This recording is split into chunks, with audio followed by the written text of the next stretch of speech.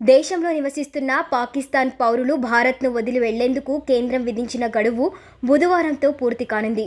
ఇప్పటికే వందల మంది పాకిస్తానీయులు దేశాన్ని వీడారు. ఉత్తరప్రదేశ్లో ఒకరు తప్ప మిగిలిన పాకిస్తాన్ పౌరులందరినీ తిరిగి ఆ దేశానికి పంపించినట్లు రాష్ట్ర ప్రభుత్వం మంగళవారం ఓ ప్రకటనలో తెలిపింది. మిగిలిన ఒక్కరి వివరాలు తెలపలేదు.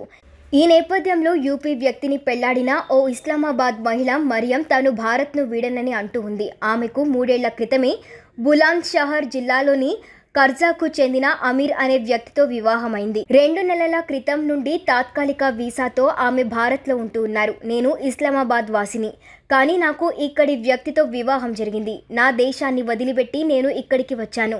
ఇప్పుడు ఇది నా దేశం. నాకు తిరిగి వెళ్ళిపోవాలని లేదు. నా భర్త ఎక్కడ నివసిస్తే అదే నా ఇల్లు. నేను ఇక్కడే ఆయనతో పాటు ఉండిపోవాలి అనుకుంటున్నా అని మరియం అభ్యర్థించారు. ఆమె ఇప్పటికే అధికారులకు దరఖాస్తులు సమర్పించారని, ఉన్నతాధికారుల ఆదేశాల మేరకు తగిన చర్యలు తీసుకుంటామని ఓ పోలీస్ అధికారి వెల్లడించారు. కాగా జిల్లాలో పాకిస్తాన్కు చెందిన 4 మహిళలను వారి దేశానికి చేర్చామని, మరియం ఒక్కరు మాత్రమే మిగిలి ఉన్నారని పోలీస్ వర్గాలు వెల్లడించాయి.